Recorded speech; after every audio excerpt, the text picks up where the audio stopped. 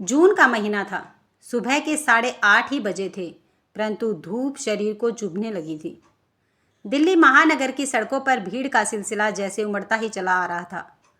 बसें, मोटरें, 3 पहिए स्कूटर, सब एक दूसरे के पीछे भागे चले जा रहे थे। आंखों पर काला चश्मा चढ़ाए वान्या तेज कदमों से चली आ रही थी। उसे घर से निकलने में देर हो गई थी।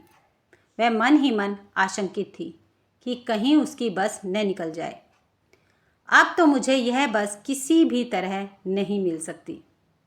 अपनी आंखों के सामने से गुजरती हुई बस को देखकर वान्या ने एक लंबी सांस खींची। अचानक लाल बत्ती जल उठी और वान्या की बस सड़क की क्रॉसिंग पर जाकर रुक गई। वान्या भागकर बस में चढ़ गई और धक्का मुक्की करती हुई अपने लिए थोड़ी सी जगह बनाने लगी। उसने इधर उधर दृष्टि दौड़ाई। बस की सारी सीटें भर चुकी थी।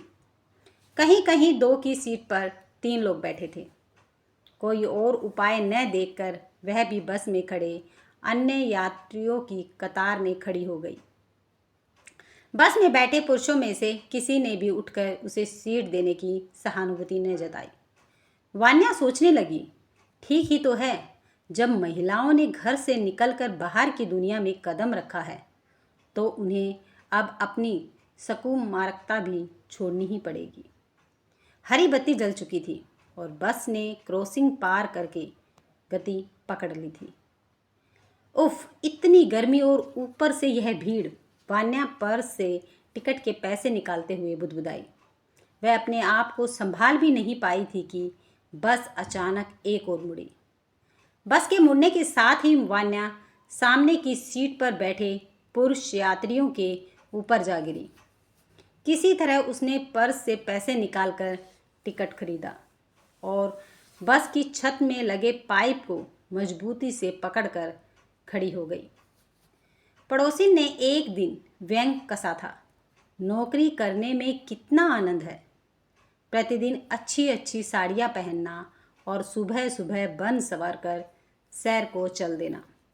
उन्हें तो मेरा सिर्फ बनना संवरना ही नज़र आता है। बसों में भीड़ के बीच इस तरह पिचके रहना और घंटों हाथ ऊपर करके खड़े रहना नज़र ही नहीं आता। उस पर सारा दिन शिशु सदन में पड़े बच्चों की चिंता अलग से रहती है। वान्या अपने विचारों में खोई हुई थी कि अचानक उसने अपने ऊपर कुछ भार सा महसूस किया। पलट कर देखा तो एक महाशय भीड़ का फ़ायदा उठाकर अनावश्यक रूप से उसके ऊपर झुके जा रहा था। जरा सीधे खड़े रहिए, वान्या खिसखिसाते हुए बोली। बस ने गति पकड़ ली थी और इसके साथ ही वान्या के मन की परतें भी उखड़ने लगी थी। आज तो कपड़े धोकर सूखने के लिए डालना ही भूल गई। सारे कपड़ों में सिलवटें पड़ गई होंगी और शाम को जाकर उन्हें फिर से पानी में निकालना पड़ेगा। सुबह सुबह काम का इतना तूफान मचा होता है कि कुछ होश ही नहीं रहता। बिस्तर से उठते ही सबसे पहले पानी का झमेला। इसी बीच पति की चाय की फरमाइश। नौकरी पेशा महिलाओं की जिम्मेदारियां तो दोहरी हो गई, परंतु पुरुषों की जिम्मेदारियां वहीं की वहीं रह गई। शायद पुरुष यही सोचते हैं कि जब औरत में इतनी सामर्थ्य है कि वह घर का काम काज संभालने के साथ बाहर का भी कर सकती हैं, तो क्यों न उसके सामर्थ्य का सदुपयोग किया जाए। वान्या, जरा बाहर देखना, शायद समाचार पत्र आ गया होगा।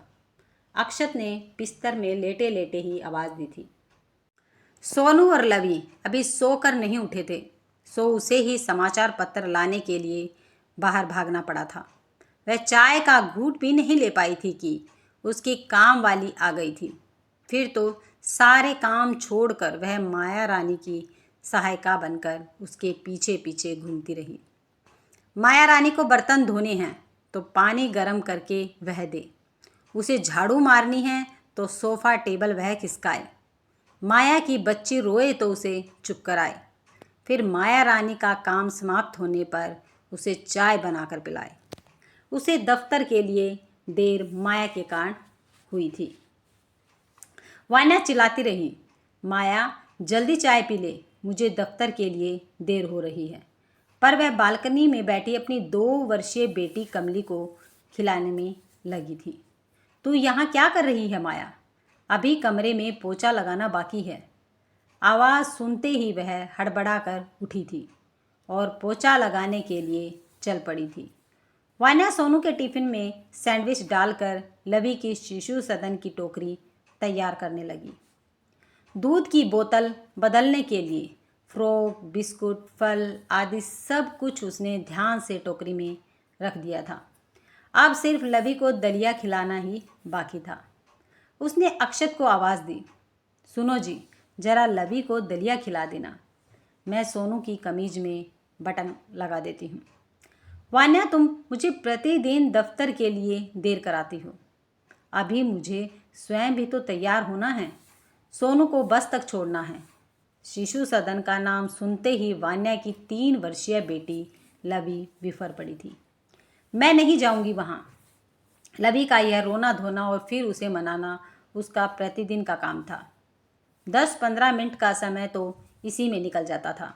वान्या लवी के आंसू पोंछकर उसे पुचकारने लगी थी। मैं तो कहता हूँ वान्या, तुम यह नौकरी छोड़ दो।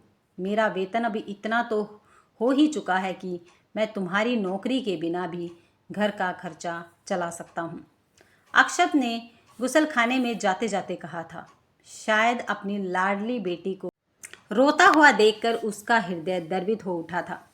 तुम्हारी यह बेटी जरा सा रोई नहीं कि तुम तुरंत मेरी नौकरी छुड़वाने के बारे में सोचने लगते हो। याद नहीं तुम्हें कितनी मुश्किलों से मिली है मुझे यह नौकरी। वान्या अक्षत को बीते दिनों की याद दिलाना चाहती थी। अक्षत को कार्यालय के लिए देर हो रही थी। वह नहाने के लिए गुसलखाने की ओर चला गया और वान्या सोचती रही, कितने पापड़ बेले हैं इस नौकरी को पाने के लिए, और आज 4 पैसे घर में लाने लगी हूँ, तभी तो थोड़ा सलीके से रह पा रहे हैं। इस नौकरी के पहले तो न उनके पास ढंग के कपड़े लगते होते थे और न ही कोई कीमती सामान। उसे तो सिर्फ 2-4 साड़ियों में ही गुजारा करना पड़ता था। बेचारे सोनू के पास तो केवल 2 ही स्वेटर हुआ करते थे। अक्षत के पास स्कूटर तो क्या, साइकिल भी नहीं हुआ करती थी। बस स्टॉप तक पहुंचने के लिए उन्हें काफ़ी दूर तक पैदल चलना पड़ता था। उन दिनों प्रतिदिन रिक्शे का भाड़ा भी तो देने की सामर्थ्य नहीं थी। उनमें एक बच्चे को भी वह पूरा पौष्टिक आहार नहीं दे पाती थी। नहीं नहीं, कभी नहीं छोड़ूंगी मैं यह नौकरी। वान्या सोचते सोचते मुखर हो उठी थी। ड्रेसिंग टेबल के सामने खड़ा अक्षत उसे तिरछी नज़रों से देख रहा था। शायद वह वान्या की मनोस्थिति को समझने की कोशिश कर रहा था। वान्या सोनू को नाश्ते के लिए आवाज़ लगाकर उसका बैग स्कूटर पर रखने लगी थी। अक्षत ने स्कूटर स्टार्ट किया तो उसने स्कूटर के पीछे बैठे सोनू के सिर पर प्यार से हाथ फेरा। 10 वर्षीय सोनू समय से पहले ही इतना गंभीर हो गया था, वान्या को ऐसा लगता जैसे वह अपराधिनी है। उसने ही अपने बच्चों से उनका बचपन छीन लेने का अपराध किया है। वह ख्यालों में खोई हुई दूर तक जाते हुए अक्षत के स्कूटर को देखती रही। अचानक उसे ध्यान आया, अभी तो कमरे में फैला सारा सामान समेटना है। वह भागकर ऊपर आई। उसने एक दृष्टि पूरे कमरे में दौड़ाई। बिस्तर पर गीला तौलिया पड़ा था। उसने तौलिए को निचोड़कर बालकनी में फैला दिया। वान्या ने बिजली की गति से भाग भाग कर सामान समेटना शुरू किया। सभी वस्तुओं को यथास्थान रखने में उसे कम से कम 10 चक्कर लगाने पड़े। नाश्ते का निवाला निगलते निगलते उसे ध्यान आया, कहीं माया रानी गुसलखाने की बाल्टी खाली तो नहीं कर गई। वान्या ने स्नान घर में जाकर देखा तो बाल्टी सचमुच ही खाली पड़ी थी। अब तो पानी भी जा चुका था। वह गुस्सा पीकर रह गई। अभी उसे तैयार भी होना था। घड़ी की सुइयों पर नज़र गई तो हड़बड़ाकर अलमारी में से साड़ी निकालने लगी। लवी को शिशु सदन में छोड़ते समय वान्या का मन बहुत विचलित हो गया था। उसकी सोच जारी थी। आखिर क्या दे पा रही है वह अपने बच्चों को इस नौकरी से। इस उम्र में जब उन्हें उसके प्यार की ज़रूरत है तो वह उन्हें छोड़कर दफ्तर चली जाती हैं और शाम को जब थकी हारी लौटती है तो उन्हें दुलारने पुचकारने का उसके पास समय ही नहीं होता। आखिर इस नौकरी से उसे मिलता ही क्या है? सुबह से शाम तक की भागदौड़, जीवन स्तर बढ़ाने की होड़, और इस होड़ में कुछ भी तो नहीं बचा पाती।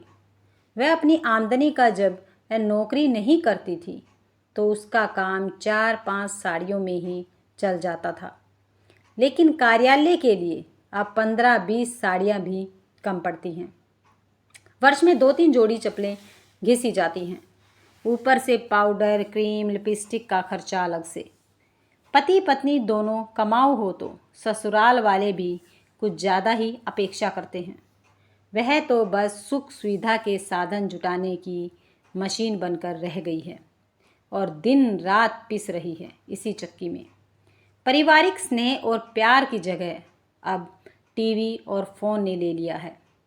किसी को एक दूसरे से बात करने तक की फुर्सत नहीं है। उफ, नहीं करूँगी मैं ऐसी नौकरी। वान्या के होठों से कुछ अस्फुट स्वर निकल पड़े। आसपास की सवारियों ने उसे चौंक कर देखा तो उसकी विचार तंद्रा रुकी। अब उसकी आंखें बस की खिड़की से कहीं दूर कुछ तलाश रही थी। उसे फैसला करने में 4-5 दिन लगे। 7 काम करने वाली महिलाओं ने विरोध किया। क्या मियाँ की पैर की जूती बनकर रहेगी? चटक मटक वीना ने कहा। लीना का पति रोज उससे झगड़ा करता था। उसने पिछले 3 साल से अलग मकान ले रखा है।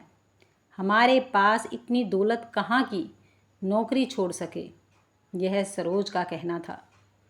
क्रांतिहीन चेहरे वाली सरोज घर और दफ्तर के बीच पिस रही थी। वान्या को दोनों की सलाह में स्वार्थ नजर आया, फिर भी उसने जी कड़ा कर के त्याग पत्र दे दिया। 2-4 दिन घर पर बेफिक्री से बीते। ढेरों काम थे। रसोई सड़ी हुई थी। पहले घर में डब्बा बंद सामान ही खाया जाता था, अब वह खुद बनाने लगी। बेटी भी अब संयत होकर रहने लगी। 7-8 दिन बाद अक्षत बोला, मैं 4 दिनों के लिए टूर पर जा रहा हूँ, तुम्हें दिक्कत तो नहीं होगी? लो बोलो, घर बैठी नहीं कि पति के पर निकलने लगे। वान्या ने सोचा, फिर विवाद खड़ा ना करने की नीयत से बोली, दिक्कत क्यों होगी, आप निश्चित होकर जाइए। अक्षत के बिना 4 दिन काफ़ी लगने लगे थे। पहले वह टूर पर जाना टाल देता था कि वान्या को दिक्कत होगी। अब वह घर का जो छोटा मोटा काम कर देता था वह कौन करेगा। 4 दिन बाद जब अक्षत लौटा तो वह बहुत खिला खिला था। बोला, मेरे अधिकारी भी साथ थे, मेरे काम से बहुत खुश थे, वही मेरी तरक्की भी कर दी है और यह लो 5,000 रुपये बोनस भी दिया है।